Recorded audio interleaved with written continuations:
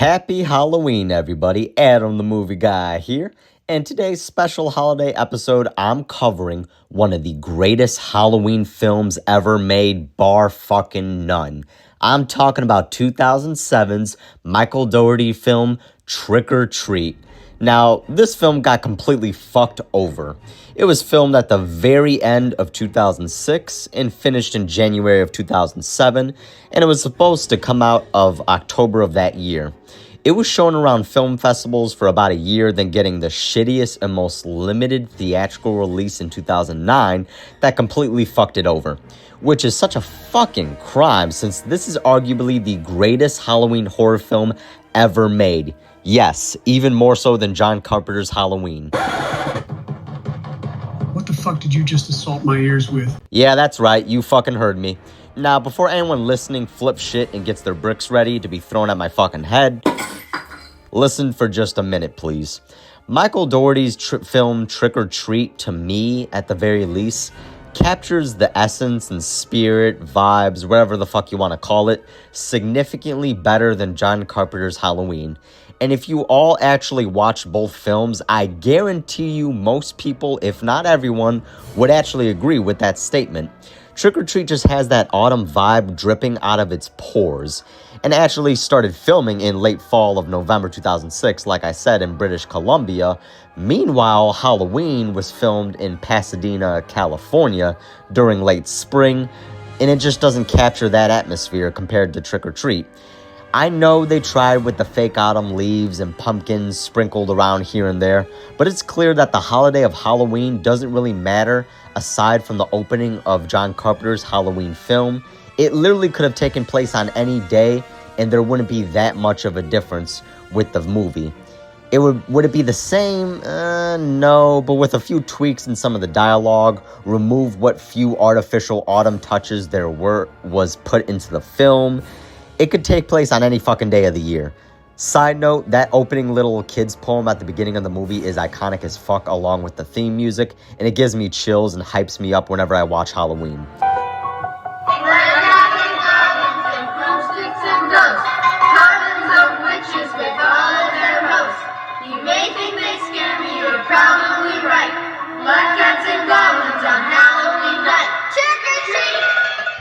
Meanwhile, Trick or Treat, the holiday of Halloween, or Samhain, is vital to the movie, since it's all about obeying the rules of Halloween, and when failing to do so, you get really fucked up consequences, like being brutally attacked or horrifically murdered, which is the case for this movie. Now, let me rattle off the all-star cast before I get into the plot of the film. Also, there will be immediate spoilers. I'm warning you all now. I don't want any bitching and moaning about that later. The cast is huge, so I'm only naming the main characters, which is still a lot of people, so here we go.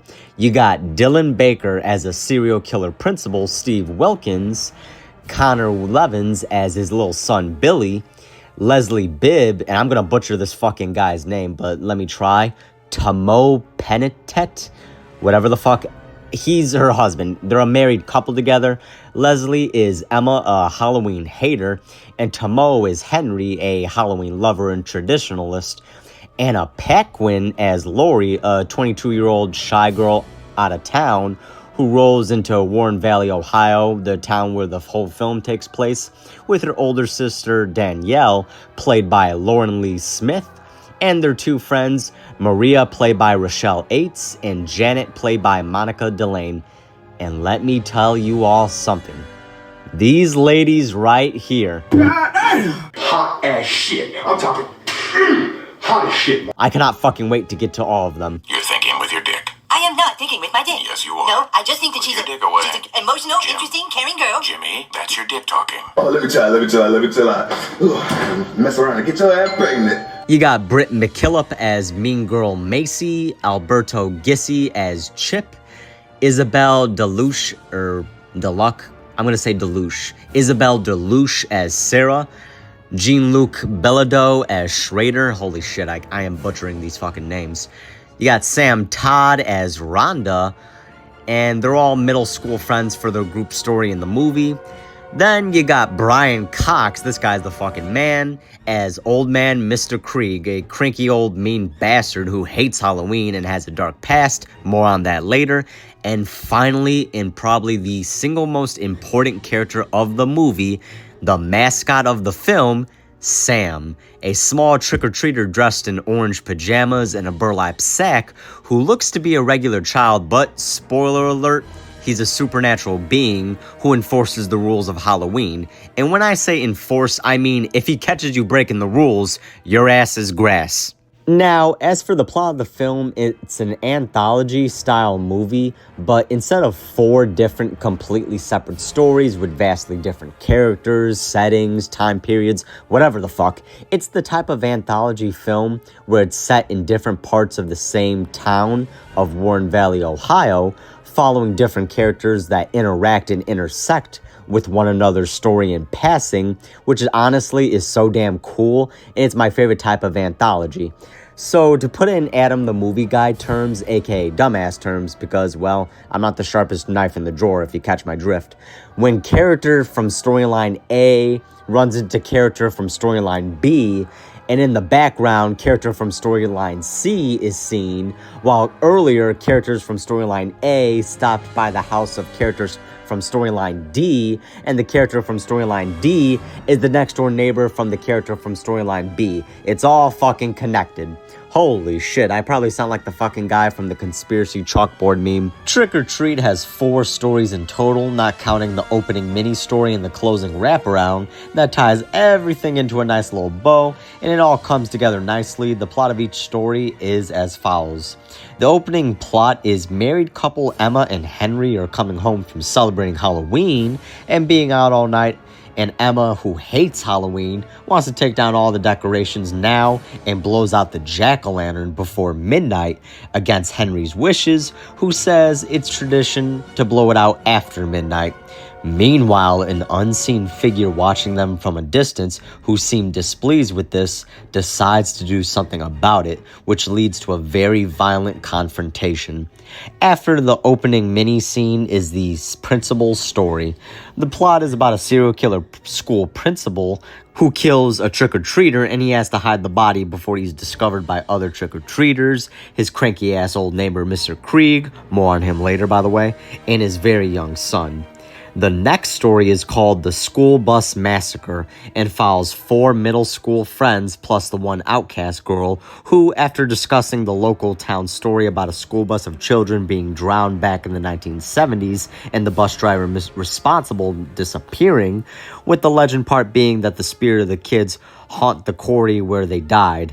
So they decide to go to the infamous town quarry where the horrific event took place, and after a cruel prank is pulled, they all soon discover the legend is real and shit gets deadly fast. The next story is called The Surprise Party and is about a young early 20s out-of-town girl named Lori, and she's celebrating Halloween with her big sister Danielle and their 2 friends Maria and Janet, who all tease Lori about being a virgin, and Lori's on the quest to find the right guy for her first time. The girls are having a party out in the woods of the town, and Lori goes to find her man, all the while she's being stalked by a creepy vampire man dressed in black who's murdering people in town, and now he has his eyes on Lori. This all leads to an unforgettable ending that you can say had me howling. Yeah, that wasn't an obvious reference to something. Nod, nod, wink, wink, nudge, nudge. The story also had me bricked up every time Danielle, Maria, and Janet were on screen. I mean, just fucking... Take it easy, Adam. We're not there yet. I mean that in multiple ways. The final story is called Sam and is about cranky-ass old man Mr. Krieg, who I mentioned earlier toward the beginning of all these plots. And Mr. Krieg hates Halloween and doesn't follow any traditions whatsoever, even going as far as scaring trick-or-treaters away. He ends up fighting for his life in his house after Sam, a little trick-or-treater dressed in orange pajamas and a burlap sack, breaks into his home and terrorizes Mr. Krieg, who discovers Sam isn't what he appears to be. The final wraparound little segment I'm not going to say yet since it ties in everything together perfectly and gives the viewer one hell of a nice send-off, but stick with me and we will definitely get there. Now for the next segment, I'm going to break down and review each story in that exact order I just listed, so let's get started. Also, keep in mind the film itself bounces back and forth a bit between characters and stories and is also non-linear for certain parts of the film. I'm just doing the stories in chronological order that they are completed at. So, let's go.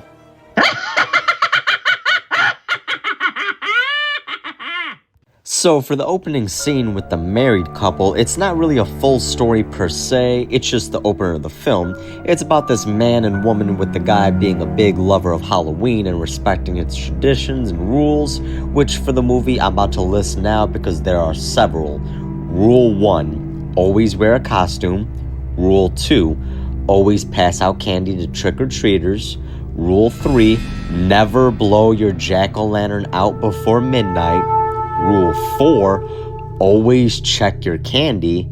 Rule 5, always respect the dead. Rule 6, never take your decorations down before November 1st. And finally, Rule 7, never hurt the innocent. So Emma the wife is a Halloween hater who just has a shitty attitude, and her husband Henry seems like a pretty fun, chill dude. And they just got back from a night out on the town. She was dressed as a cheesy 1950s robot, and I think he was an executioner or some bullshit like that. Anyway, she's bitching and moaning about everything and blows the jack-o'-lantern out, despite her husband Henry's objections to that, with him saying it's tradition to keep it lit. She doesn't give a fuck and blows it out anyway. Meanwhile, while all this is happening, an unseen figure from across the street is watching this occur, and they don't sound too pleased about it. This is a great idea, honey. Really. It's just magical. It makes me wish every night was Halloween. Sorry, Em. Wait, not yet. What? You're supposed to keep it lit. Why? Ancient tradition? Henry, it's Halloween, not Hanukkah. Baby, I'm lit, and you're lit. But honey, Our little friend here, this night's over. You know, you should be more careful. There are rules. You might upset someone. Oh, please. Who? So Emma insists on taking down the Halloween decorations right the fuck now, since her mom is coming over tomorrow morning, and apparently they would upset her. Okay. First off, excuse me, but what the fuck? You're fucking telling me a grown-ass woman can't handle Halloween decorations? Second off, it's literally the night of Halloween, and you want to be up taking down decorations? Third off, and most importantly, it's your fucking house. Need I say more? Emma's attitude toward Halloween is just shitty in general, like I said, although she is fine as wine, so at least she gets credit for that where it's due. What can I say? You all listening know how I feel about blonde women. It's looking sexy and voluptuous and stuff. Make you want to act up, get naughty in this bitch. They have that magical effect on me where I would have a somewhat higher tolerance for bullshit because they're my type. So Emma wants to take down the decorations and Henry just wants to get to fucking Emma. Can't say I blame him. So she tells him to go inside and put on their porn tape and she'll be up in a bit.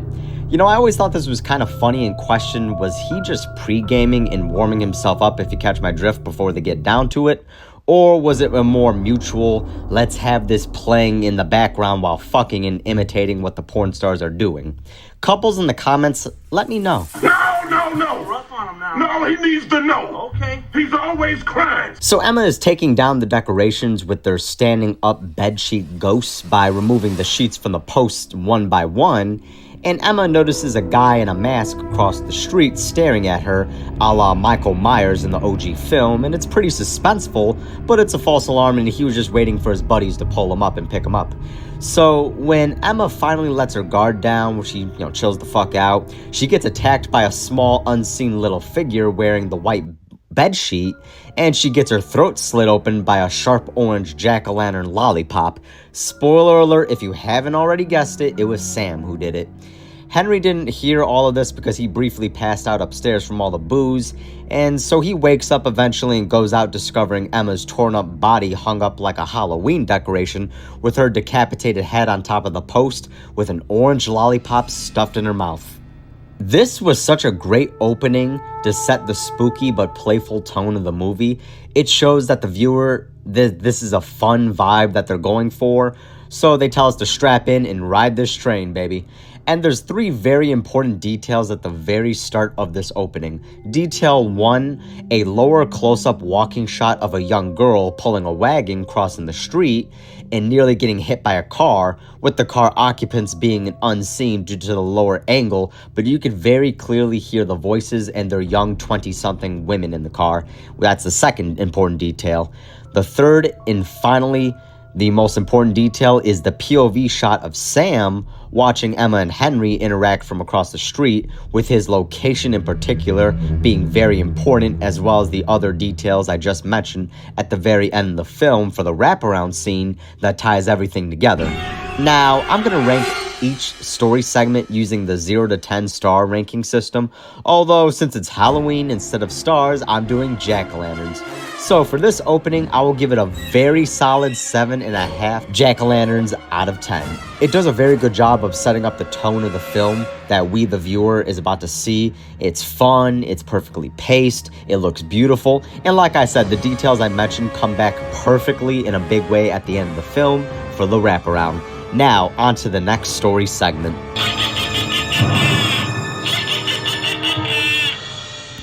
So the next story segment is The Principal, and it's about Stephen Wilkins, played by Dylan Baker.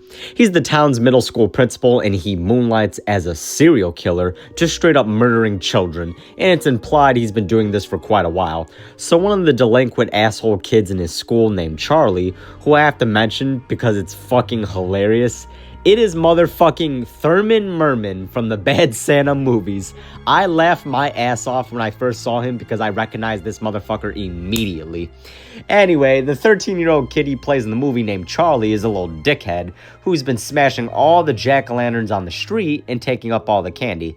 He arrives at the Principal Wilkins' house and he gets caught by Principal Wilkins in the act of taking all his candy. You know, with the little typical classic sign of taking one, which to be fair, it's like, come on. You fucking know there are multiple kids who are gonna snatch up all that shit. But anyway, he sits down Charlie to lightly reprimand him on his porch, and he lets Charlie have a candy bar, but it turns out Wilkins poisoned it, and in the most disgusting scene in the movie, he just vomits up blood and chocolate to death.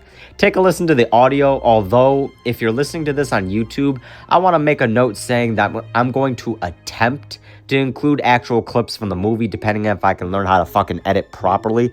If you're listening to this on Podbean, it's going to be audio only, so I recommend the YouTube version of this. But anyway, enough of me yapping. Take a listen, or hopefully watch Charlie getting poisoned. Wait, that's right. There's another tradition.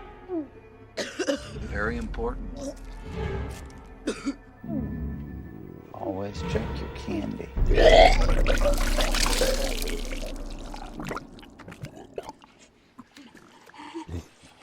Trick or...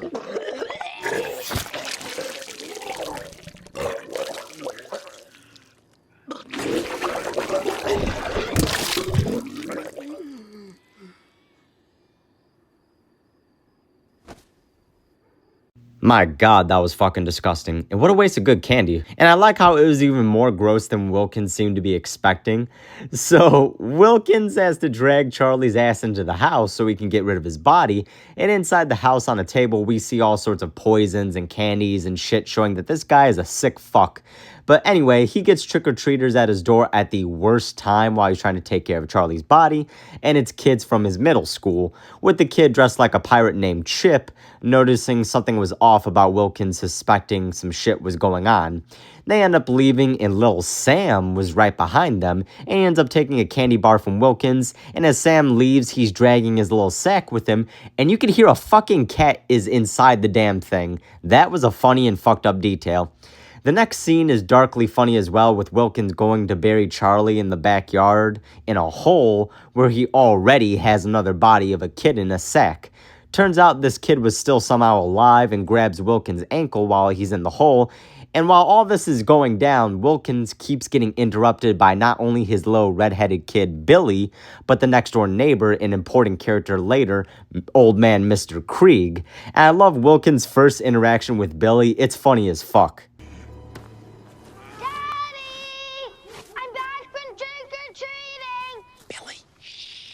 Please be quiet. Why? Because you'll bother the neighbors. Now go watch Charlie Brown, and I'll be in a minute. Charlie Brown's an asshole. Billy Wilkins. Language. Daddy! I'm back from trick-or-treating! Billy, shh. Please be quiet, Why? because you'll bother the neighbors. Now go watch Charlie Brown, and I'll be in a minute. Charlie Brown's an asshole. Billy. The kid being redheaded and rocking overalls was a nice homage to Chucky from the Child's Play series, and Mr. Krieg is a fucking mean old bastard, while Wilkins is desperately trying to kill the kid in the hole with the shovel and keep him quiet. Krieg is being a real rude motherfucker. What in God's name are you doing down there, Wilkins? Huh? Hiding bodies? What'd you say? Nothing. It's septic tank is acting up. Is that what that smell is? I'm afraid so. Then fix it. It stinks like a dead whore out here. I'm trying. Get your kid out of my yard! Happy Halloween. Screw you! One last important detail is when Wilkins is going in the house, he looks over and sees Mr. Krieg in the window banging on it and calling it for help, and it looks like he's hurt. But Wilkins says screw him, and as he turns to go inside, we see Mr. Krieg get tackled by Little Sam, which I'll get to much later toward the end. After Wilkins takes care of everything, he goes inside the house and down to the basement with his son to carve a jack-o'-lantern, and it looks like he's about to kill his kid with the butcher knife. He brings it down, holds it up to the camera, we see blood, and the big reveal is his son is perfectly fine. And what he actually stabbed was Thurman Merman, Charlie's decapitated head. Play that shit. Let's carve a scary face this time. Scary face it is.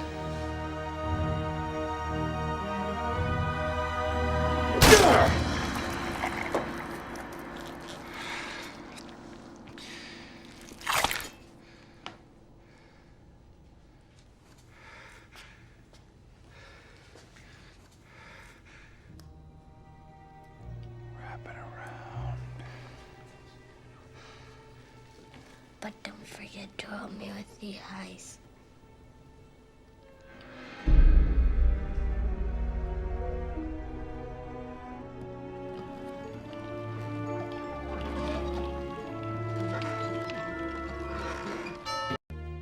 Fantastic reveal and a great way to end the segment. I award the principal segment 8 jack-o'-lanterns out of 10. It was perfectly acted. It was beautiful, dark, black comedy. I love that shit. With my favorite moments being Wilkins interacting with his annoying kid, Billy. The next story segment is the Halloween School Bus Massacre, and the story follows these 4 middle school kids we saw knocking on Principal Wilkins' door earlier in the movie. They're around 13 to 14 years old with 2 boys named Chip, the pirate kid, and then there's Schrader, who's rocking the skull mask and blue blazer, Macy, the mean girl who's dressed as an angel, and Sarah, the headgear-wearing alien. And they plan on doing this tribute to the dead kids from the school bus massacre, a terrible town tragedy that happened in the 70s that occurred at the town quarry. They need at least one more jack-o'-lantern since Schrader could barely get any because asshole Thurman Merman smashed up all the other neighbors' pumpkins. So anyway, they bring along another school acquaintance of theirs, a girl named Rhonda, and she's kind of an outcast girl. She's dressed as this cute witch and is very knowledgeable about Halloween. And let me say right off the bat, I did not like what the fuck Chip referred to her as when they met up with her at her house. He literally refers to her as the R word, which, holy shit, what the fuck, dude. I'm gonna play the audio uncensored, so I'm warning you all now. This is weird. Is that Rhonda the retard? She's not a retard. She's an idiot spawn. Here she comes. On one hand, this was made and presumably set in 2007, so I chalk that up to the times. On the other hand, middle school kids are fucking little assholes that do talk like that. I mean, me and my friends were just as foul-mouthed at that age, and we were fucking brutal with each other verbally. So, offensive, yes, but not inaccurate. So, what the fuck can I say? So the kids get to the rock quarry, and Macy gives everyone the whole backstory of the town's dark secret, and we're treated to a flashback in a beautiful autumn-colored tone camera filter. So back in the 1970s, there were these 8 special needs children on a school bus that was driven off the town rock quarry and fell into the water, drowning the kids, with the whole thing being kicked off because these god-awful human beings that were the parents of those 8 children got together to pool their money to pay the bus driver to kill them, since they were apparently embarrassed of them and thought of them as a burden, and the parents are pieces of shit. So on Halloween, this all went down, and one of the kids dressed in a vampire mask desperately tried to take the bus over and drive home, but ended up driving into the rock quarry where the kids drowned and the bus driver swam to safety and just disappeared. Here's the audio of Macy giving the whole story. It happened 30 years ago, on a late Halloween afternoon.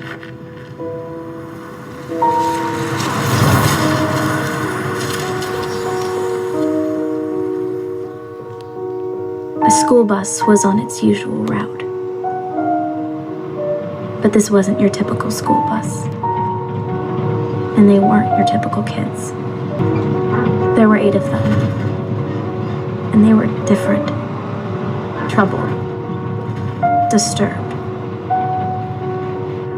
Every day, parents put their dirty secrets on this bus to be driven to a school miles outside of town. But that day, the driver took a different route. And instead of taking the students home, he drove the bus to an abandoned rock quarry.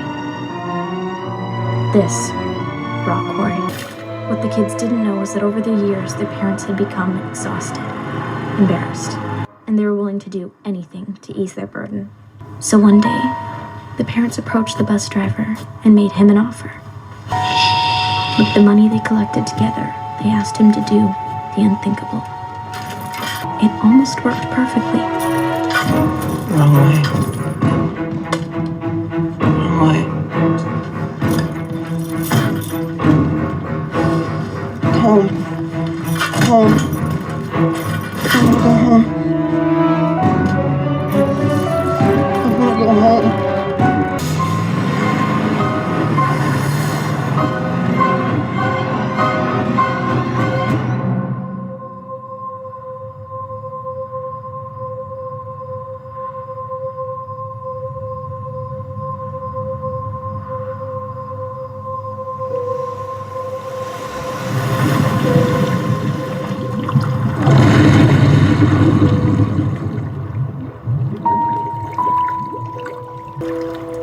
The driver was never heard from again.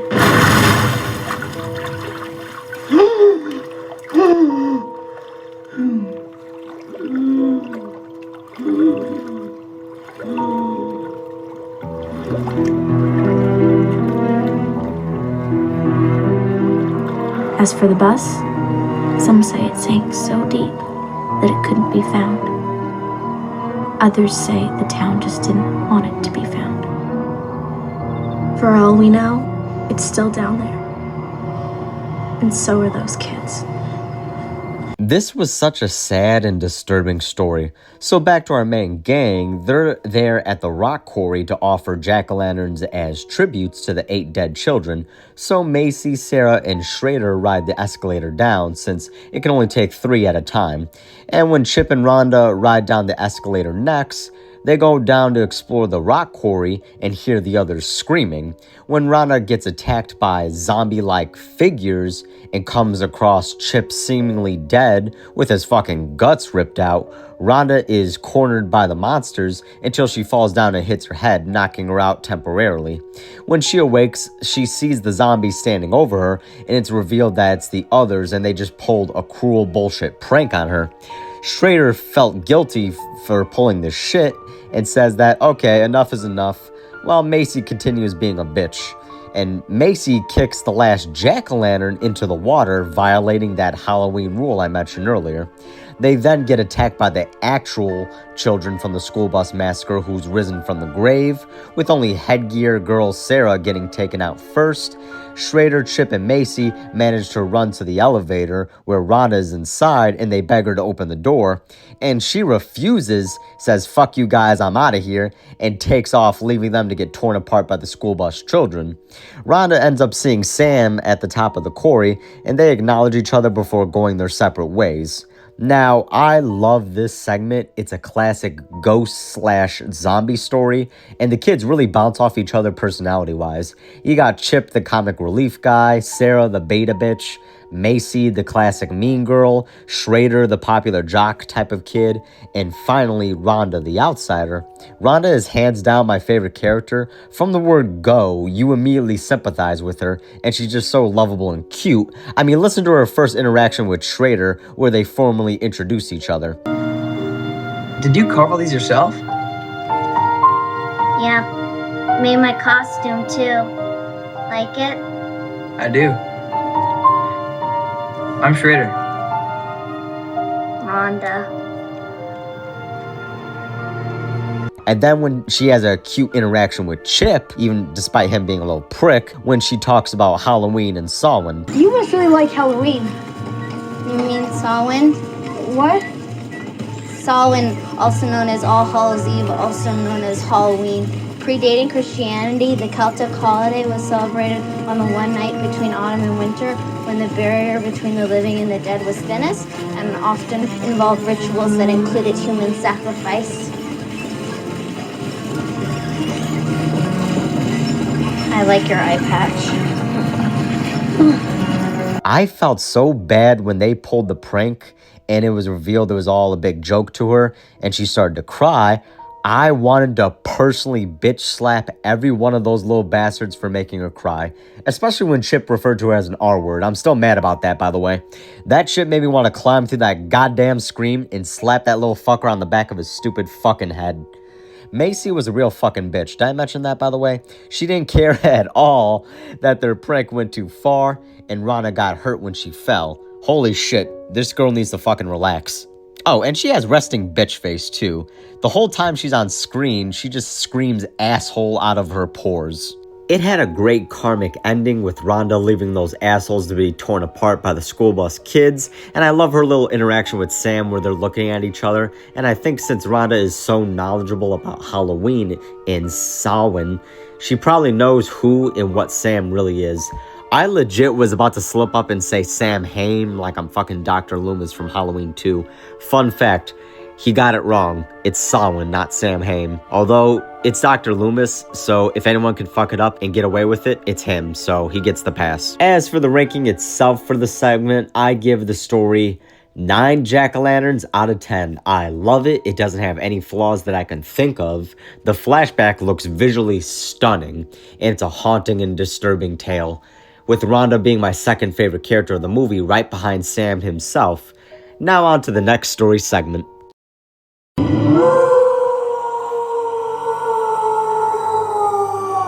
Now, this segment is called The Surprise Party. It's about the 4 20-something women with the main focus being on Lori, played by Anna Paquin. So the story is that Lori, along with her big sister Danielle and their 2 friends Maria and Janet, go from town to town every year on a Halloween road trip for random escapades, with them throwing their own Halloween party in the woods outside of town. Now, Lori is a virgin, and her story is finding the right guy for her first time. Classic setup, easy, right? So this brings them to the town of Warren Valley, Ohio, where Halloween's a big-ass deal and treated seriously. So they're downtown at the festival hanging out, and Danielle already has a date for their party in the woods, with Maria and Janet also snagging dates for later with these 2 camera equipment guys. Danielle, Janet, and Maria head out to meet with the others for the party in the woods, while Lori hangs back to find her guy. While all this is going on, a man dressed in a black mask and cape at the festival kills a woman in the alley by biting her repeatedly, with him having fangs, and he appears to be a vampire. He eventually spots Lori and immediately has his sights set on her. Laurie leaves to walk to Sheep's Meadow to the location of the party the girls are throwing, where she gets confronted and attacked in the woods by the vampire guy. The next scene shows a body being thrown right in the middle of the party, and it's wrapped up in Laurie's Red Riding Hood cloak that she was wearing. Danielle and the other girls uncover its face, and it's revealed to be none other than the fucking vampire guy who's begging for help, and he's just all jacked the fuck up with a broken leg and a bone sticking out of it. It was actually pretty fucking gruesome. Laurie walks into the party seemingly fine, and everyone is acting so calm and nonchalant and casual about all this, while the vampire guy is wondering what the fuck is going on. Maria removes the vampire's teeth, revealing them to be fake and him not actually being a vampire at all. She then removes his masks, with the reveal being it's Principal Stephen Wilkins from the first segment of the movie. Maria says she's happy Laurie chose him for her first time, much to Wilkins' confusion. He then takes a good look around him and sees the campfire is covered with the bodies of all these men that all the girls have killed.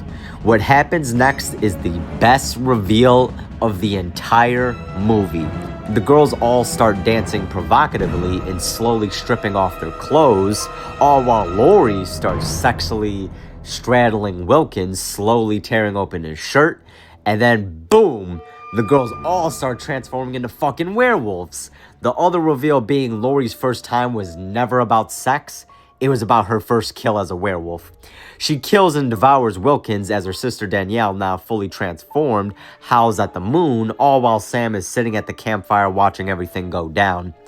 Now, I gotta say, this segment fucks so hard, I needed a fucking smoke afterwards.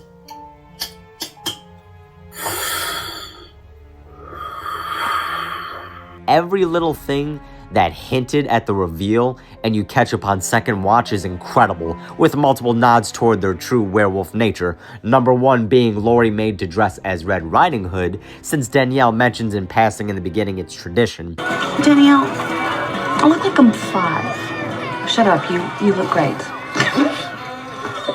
It's tradition. Listen to the dialogue very closely with the girls changing into their costumes, and you realize the double meaning behind their words. I am not wearing this. Too small. My tits keep popping out. That's the idea. I don't know why we drove out here when there are perfectly good guys in the city. Fresh meat. It's what we do every Halloween, Laurie. Whatever happened during puberty? Last year we were in Tampa, and we went to Sexy Nurses. No, Janet, Tampa was 2 years ago. I remember because you puked while doing a guy in the back of his pickup. I ate some bad Mexican, and it was a Jeep. Last year was San Diego. We dressed as sailors and ended up with sailors. Yeah, and Maria Sailor was a girl. So what? She had a nice ass. It all tastes the same to me anyway. Ladies, there are children out here. Danielle refers to Laurie as the runt of the litter, and she tries to line up a huge overweight drunk and easy prey so she wouldn't have to work hard if she didn't show up with a guy. They go to the woods in a place called Sheep's Meadow, for fuck's sakes. Every single one of the girls were really fucking hot. I, hand to God, cannot decide between any of the main four. Hell, Leslie Bibb from the beginning of the movie was fine too, not gonna lie. So everybody enjoy this quick horny compilation if you're listening or watching this on YouTube. 'Cause we like her, and we like her too. And we like her, and we like her too. We like her, and we like her too. We like her, and she like us too.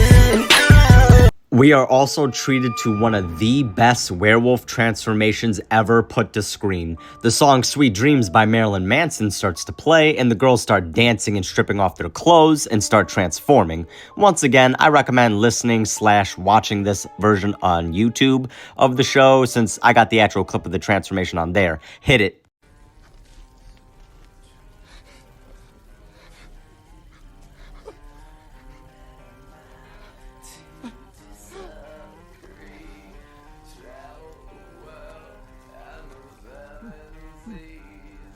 It's my first time, so just bear with me. Some of them want to use you. Some of them want to get you. Some of them want to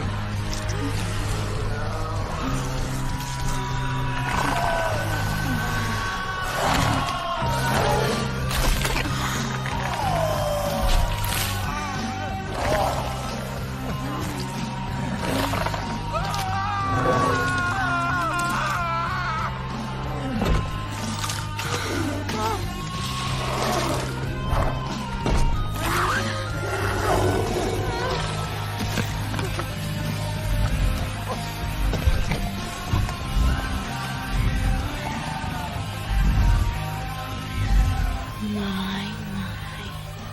big eyes you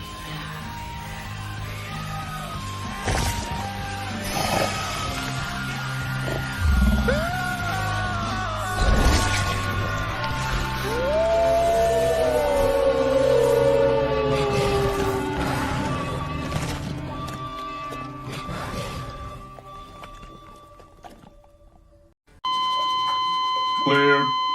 That fucking transformation was glorious. And you know Wilkins was hard as a diamond when Laurie was straddling him. And when she started whispering to him all seductively like this. It's my first time, so just bear with me. That shit right there would have had me like, I'll tell you how sexy you look. So fucking sexy. Come here, girl. Bring your little sexy ass over here. Come on, both feet. Charge! I owe Anna Paquin an apology. Similar to Neve Campbell, I never thought of her as sexy, just pretty. However, when she struts into that party with her hair all down like a boss bitch, with blood on her without a care in the world, and she takes a drink of booze, starts straddling Wilkins on the ground, and when she starts whispering, she fucking sold me. I was there. I felt her. I'm in there. Come in there. I'm in there. All right. And that's just Anna Paquin. Let me get over to Danielle over here, her big sister, because when she took off that headband during her little dance to let her hair down and did that sexy brush back motion, fuck me, I see you now. And the best part is, she's a blonde, and I'll keep saying this till I'm blue in the fucking face. Blonde women are one of God's best creations, bar none, and you can't tell me otherwise. The big man upstairs was feeling extra generous that day when he created blonde women. Fucking facts. Glorious! Now let me turn my attention over to Janet. I legit didn't know if she was Asian, Hispanic, or both when I first watched this. What I did know is she's fucking fine, and she looked like her twins were about to burst out of her costume every single scene. I'm not complaining. Just put them in my mouth. All. Look at his face! Look at his fucking face! Sorry, that's just his face. Now let me get to Maria. I know you all see her fine ass, and she's got the sexiest voice out of all the women. I thought, okay, if I could get with one of the four women, who would it be? And honestly, it's extremely close. And I mean that in multiple ways. But I have to go with, I'm fucking stupid, but I have to go with Maria all the way. She is absolutely stunning. And the actress that Maria was played by, Rochelle Aites, still looks fine to this day. I'm about to start calling her Miss Parker. Hi, Miss Parker. Hi, boy. Good. We gonna let me fuck, Miss Parker? What'd you say, honey? Huh? Nothing. Chris Tucker says it better than I ever could. I knocked the dust off, that was it. The saying is true. Black don't crack, baby. Oh, it's true! It's damn true! It would just be fucking morning, noon, nights. Oh god, I can't breathe in this bitch. Now, finally on to the ranking for this segment. I was originally gonna give it 9 jack-o'-lanterns out of 10, but you know what? Upon rewatching the film and that transformation scene, it fucked so hard, I'm gonna give it a perfect 10 out of 10 jack-o'-lanterns, since that shit had me howling too. I don't have anything negative to say about it, really. If anything, I wouldn't mind a full-length movie following these type of werewolf women and their adventures. Now on to the final story segment of the film.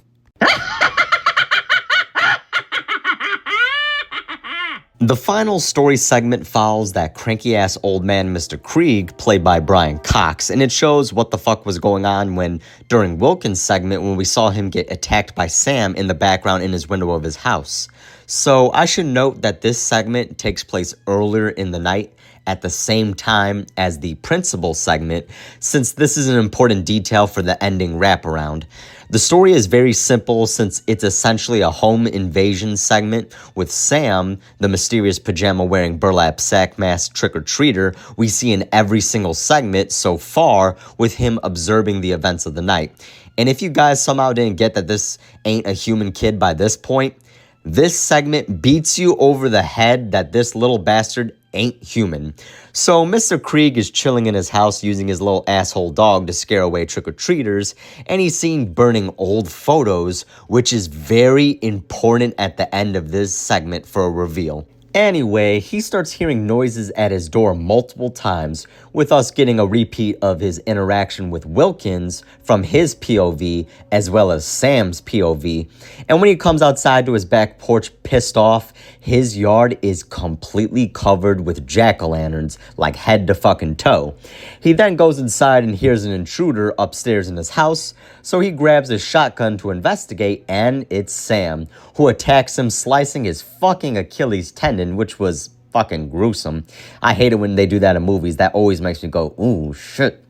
But anyway, what precedes is a great cat and mouse game of Krieg trying to escape, with Sam cutting him off and hilariously tackling him at one point. Krieg pulls his mask off, and we finally see that Sam is some sort of pumpkin man entity. Eventually, Krieg manages to overpower him and blast his ass with the shotgun, with multiple shots to the chest and even blasting his hand off. Krieg tries to call for help, but the line gets cut and fucking Sam's disembodied hand-like thing from Wednesday stabs him, which floors Krieg, and it crawls over to Sam, who reattaches his hand. Sam approaches Krieg with his half-bitten lollipop that's somehow sharp like a knife, I don't know how, but it looks cool as fuck. He stabs Krieg in the chest, but it doesn't harm him, and when Krieg fell, candy fell all over him, knocking over his bowl earlier, and Sam stabbed into a piece of candy, which causes Sam to spare him since all he wanted was Krieg to obey the rules of Halloween and pass out candy. So Sam turns around and leaves Krieg's house, with Krieg sitting down there fucking dumbfounded at what just happened. And then we get a final reveal as the camera pans over to the fireplace, and those photos that Krieg was burning earlier in the beginning of the segment, it turns out it was photos of the school bus massacre kids, and standing next to them was Krieg, revealing he was the bus driver all those years ago. Fucking brilliant. I don't have much audio from this segment since it's very action heavy, but there's one moment in particular that was funny as fuck, which was a clear homage to John Carpenter's The Thing. When Krieg sees Sam's disembodied hand move, he says the iconic line,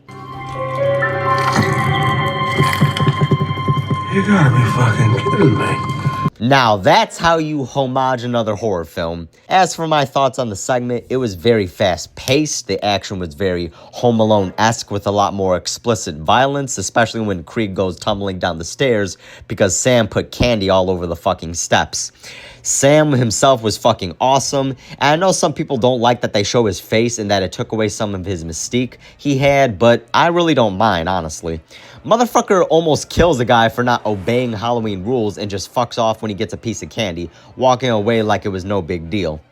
The reveal of Mr. Krieg being the school bus massacred bus driver was incredible and perfectly foreshadowed, especially when you got that flashback of the bus driver surviving the incident and you hear him wheezing when he's out of the water, and Mr. Krieg does that same exact wheezing noise throughout his whole screen time.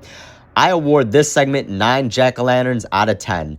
Great action, perfectly timed comedy, and the reveal was fucking excellent. Now let me wrap up this film with the final wraparound segment for the movie. Now for the ending wraparound, which takes place at the end of the night and where everything comes full circle. It's revealed that this takes place at the time of the very beginning of the movie, right before where the married couple Emma and Henry arrive at their house and Emma is killed by Sam, and they show the opening shot from a new angle, which is Mr. Krieg's POV. So Mr. Krieg, having learned his lesson after his encounter with Sam, decides to obey the rules of Halloween, and he's passing out candy to trick-or-treaters, and he's all bandaged and just fucked up comedically. I got a good laugh when this angelic-looking child, dressed as one of the 3 little pigs, compliments him on his mummy costume. The expression on his face was fucking hilarious, like he wanted to say, fuck you. So, Mr. Krieg is looking over across the street, which reveals that Emma and Henry live across from him, and that's when the events of the very first few moments of the film are replayed from Krieg's point of view, and we see that young girl pulling the wagon that almost got hit by the car in the beginning. was Rhonda, and the people in the car was the fucking Werewolf Pack girls driving out of town. We see Sam watching Krieg, then he turns around and we see him watching Emma blow out her jack-o'-lantern, and that's when Sam looks down at his broken lollipop and says, "Yeah, one more for the night," and goes off to do his thing. Krieg goes back in his house and gets another knock on the door. And instead of saying it, I'm just gonna play the ending for you all.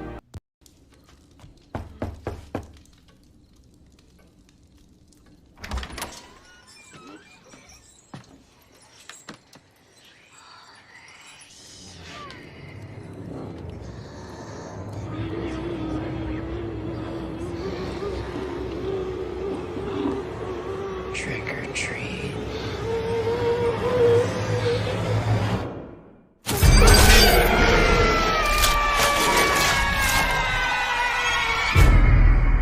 Now, that is a kick-ass way to end a film. Karma finally caught up with Krieg as the 8 zombie school bus kids tear him apart. One other little detail I forgot to mention was we see little Billy wearing his dad's bloody shirt and glasses passing out candy without the slightest clue he's an orphan now. Sad, but at the same time, I think that kid's probably going to be fucked up when he's older. It's been 2 decades since this came out, so if they finally do a sequel, I'd love if they bring him back, same actor included, and he's a serial killer too, like his dad, living in the same house in town. But at this rate, I'm going to be fucking dead and turned to ash before Trick or Treat 2 comes out, which is sad, but probably accurate. For the wraparound, it's a perfect 10 out of 10 jack-o'-lanterns since it was the perfect ending for a fantastic film. Well, guys, this is the end of the show. I had an absolute blast reviewing it for you all. I love Halloween. It's my favorite holiday, and it warms my heart knowing that this film is finally, after all these years, getting the appreciation it truly deserves. And it's, in my opinion, the gold standard on how to do a Halloween horror film. Now, for the final ranking of the movie. After weighing all the scores for each individual segment, calculating it in my head, realizing I can't do math. How? I keep telling you he's brain dead. I said, fuck it, Trick or Treat gets 10 out of 10 jack-o'-lanterns. Glorious! I don't have a single major criticism for the film. Not even tiny nitpicks brought the score down. It's just one of the greats. To sum this movie up in the simplest of terms, or in this case, the Adam the Movie Guy way, it's like being edged by the hottest woman you can think of for the entire runtime of 1 hour and 22 minutes, and when that ending hits, you hear the zombie say trick or treat, and then and only then are you allowed to bust one of the greatest nuts of your life.